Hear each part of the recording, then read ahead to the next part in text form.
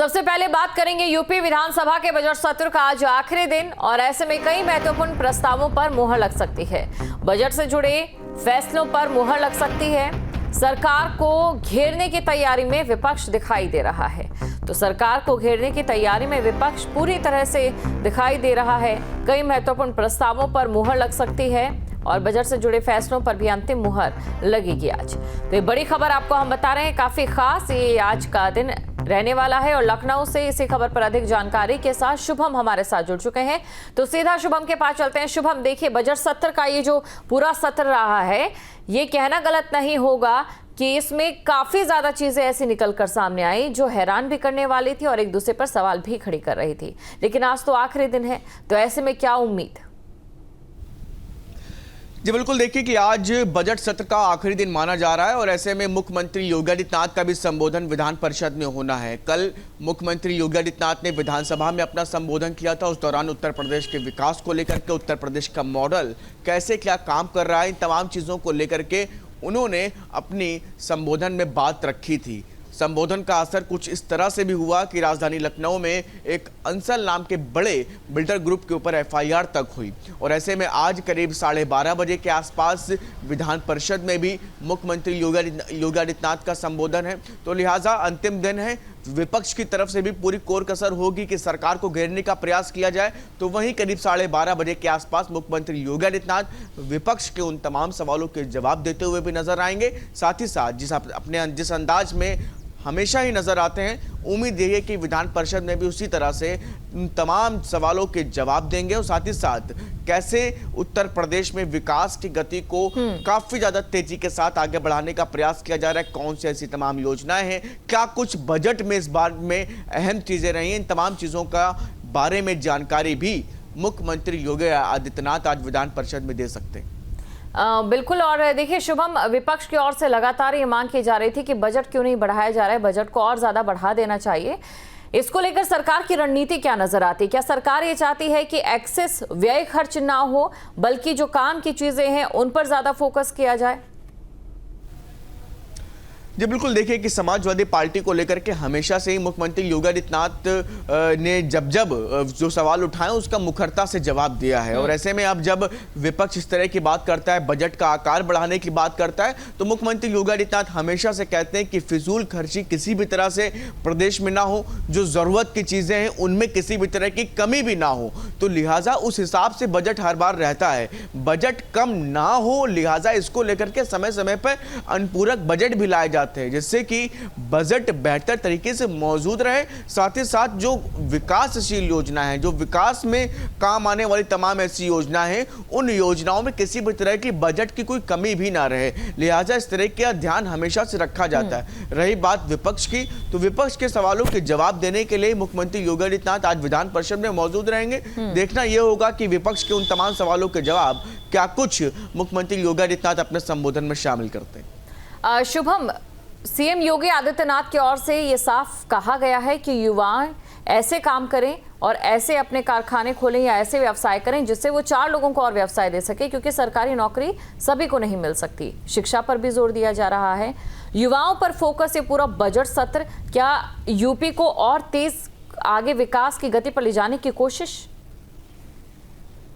देखिए, प्रधानमंत्री नरेंद्र मोदी का स्किल को लेकर के हमेशा से ही फोकस रहता है और उसी की झलक उत्तर प्रदेश में समय समय पर दिखती रहती है और वही बात मुख्यमंत्री योगी आदित्यनाथ ने भी कही है कि अपना स्किल डेवलपमेंट करें, साथ ही साथ अपना कुछ ऐसा काम शुरू करें जिसके माध्यम से आप 3 से 4 लोगों को खुद रोजगार दे सकें। तो ये वही चीज़ है जो प्रधानमंत्री नरेंद्र मोदी हमेशा केंद्र स्तर पर जिस चीज़ को काफ़ी ज़्यादा बढ़ावा देते हैं और राज्यों से भी इसे करने के लिए कहते हैं। तो लिहाजा भाजपा शासित राज्य होने के नाते मुख्यमंत्री योगी आदित्यनाथ हमेशा, चाहे पिछला कार्यकाल रहा हो, चाहे ये वाला जो कार्यकाल अपना चल रहा है, इस कार्यकाल में भी उन तमाम चीज़ों पर पूरी तरीके से फोकस करने की बात वो कहते हैं। लिहाजा इसको लेकर के तमाम तरह की योजनाओं में चाहे परिवर्तन करना हो, बजट बढ़ाना हो, चाहे स्किल को बढ़ावा देने के लिए तमाम चीज़ें ऐसी बेहतर चीजें लाई जाने की बात हो, हर एक चीज में मुख्यमंत्री योगी आदित्यनाथ बढ़ चढ़ करके तमाम चीजों को बेहतर करने का प्रयास करते हुए नजर आते हैं। लिहाजा इसी से इस बयान को भी जोड़ करके देखा जा रहा है कि एक बेहतर तस्वीर, हर एक को संभावना नहीं रहती कि सरकारी नौकरी मिले,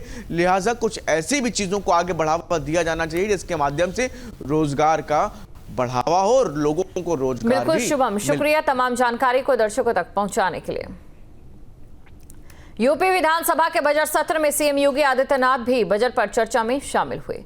मुख्यमंत्री ने बजट को अन्नदाता, किसान, युवा, महिला और गरीब को समर्पित बताया। इस दौरान मुख्यमंत्री ने संभल से लेकर महाकुंभ के सफल आयोजन की चर्चा की और विपक्ष को भी निशाने पर लिया। रिपोर्ट आपको दिखाते हैं।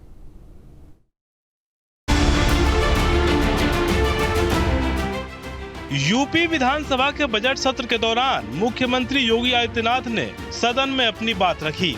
संभल का जिक्र करते हुए योगी ने कहा कि जो हमारा है हमें मिल जाना चाहिए, इससे इतर कुछ भी नहीं।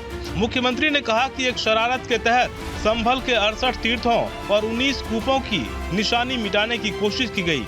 उसको खोजना हमारा काम था। हमने 54 तीर्थ खोजे और 19 कूपों को भी पाया। 26 फरवरी को संभल में 56 वर्षों के बाद शिव मंदिर में जलाभिषेक का कार्यक्रम भी हो रहा था।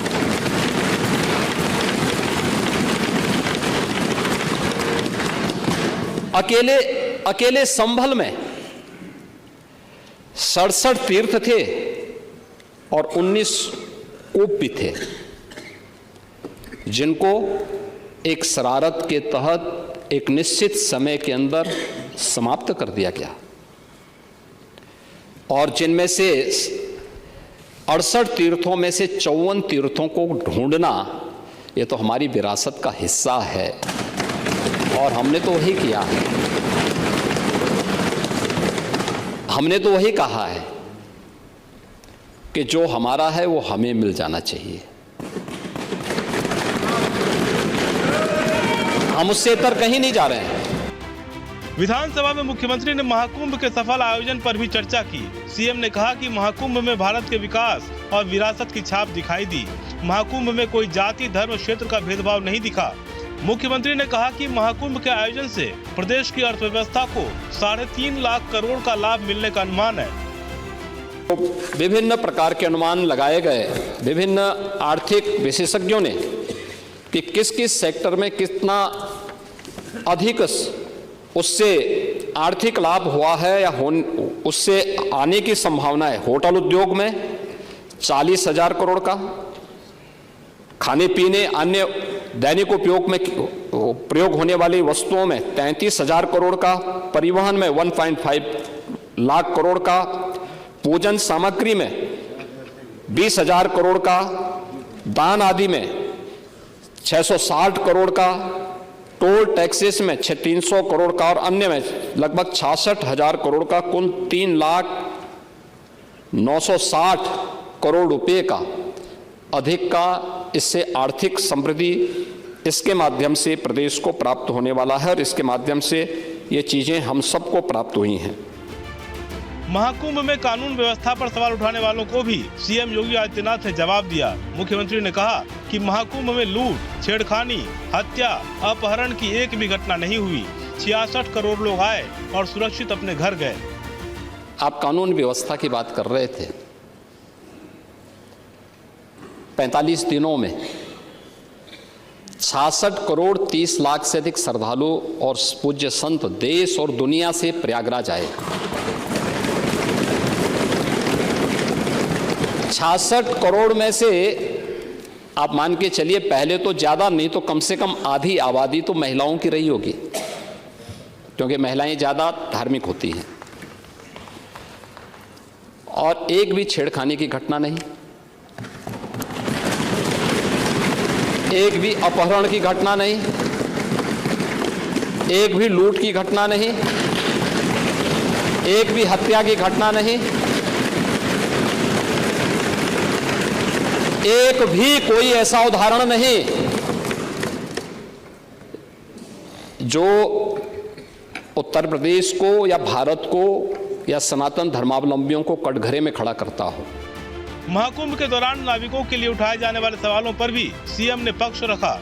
मुख्यमंत्री ने कहा कि एक नाविक परिवार ने महाकुंभ के दौरान 30 करोड़ रुपए की कमाई की। समाजवादी पार्टी इसमें ज्यादा चर्चा कर रही थी कि नाविकों का शोषण हो रहा है, नाविकों को देखभाल नहीं की जा रही है।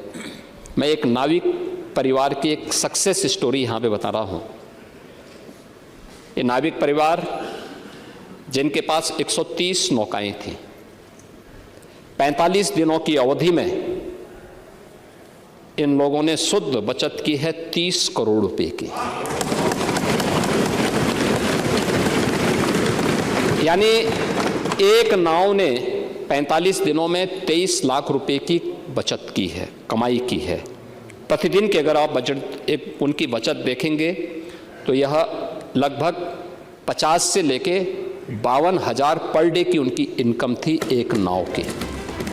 सीएम योगी आदित्यनाथ ने समाजवादी पार्टी को भी निशाने पर लिया। मुख्यमंत्री ने कहा कि सपा भले ही डॉक्टर राम मनोहर लोहिया को अपना आदर्श मानती हो, लेकिन उनके बताए रास्ते पर नहीं चली। उन्होंने कहा कि सपा डॉक्टर लोहिया के आदर्शों से दूर जा चुकी है। जो डॉक्टर लोहिया ने कहा था, एक सच्चा समाजवादी वह जो संपत्ति और संतति से दूर रहे, वो तो आपकी पार्टी के आचरण से देख सकते हैं। और आदर्श के रूप में उन्होंने भारत के लिए कहा था कि राम, कृष्ण और शंकर, ये जब तक भारत के 3 आदर्श हैं तब तक भारत का कोई बाल बांका नहीं कर सकता है। भारत की एकात्मता के आधार इन 3 देव महापुरुषों को जब तक भारत की जनता आदर्श के रूप में मानेगी तब तक भारत भारत बना रहेगा। और इन तीनों देव महापुरुषों पर समाजवादी पार्टी का कोई विश्वास नहीं है। उपचुनाव की बात करते हुए सीएम योगी ने सपा नेता शिवपाल यादव पर तंज कसा। उन्होंने कहा कि चुनाव कैसे जीता जाता है ये चच्चू से बेहतर कौन जानता है। पहले जैसी करारी हार का सामना हुआ है, 2027 में भी वही नजारा देखने को मिलेगा। उपचुनाव की भी आपने चर्चा की, लेकिन आपके यहाँ तो चुनाव के एक्सपर्ट शिवपाल जी हैं।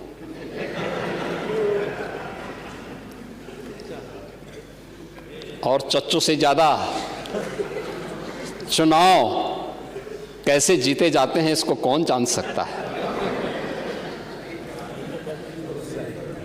ये तो हम लोगों ने भी देखा है, बहुत नजदीक से महसूस किया है। और इसीलिए अच्छा ही है पर उपदेश कुशल होते रहे, इसी को कहते हैं। ये दूसरों को उपदेश देते हैं आप लोग, लेकिन स्वयं उसको आचरण में उतारे होते तो संभवतः इतनी करारी हार नहीं होती और 2027 में भी इतनी करारी हार नहीं होने वाली। बजट पर चर्चा का जवाब देते हुए सीएम योगी ने कहा कि पिछली सरकारों में सूबे के विकास की रफ्तार सुस्त हो गई थी। बीजेपी की सरकार आने के बाद प्रदेश में विकास का पहिया तेजी से घूमा है, जिससे प्रदेश में प्रति व्यक्ति आय 8 सालों में दोगुनी हो गई है। Team news state. News nation अब व्हाट्सएप पर खबरों की ताजा अपडेट के लिए न्यूज नेशन के इस QR कोड को स्कैन करें।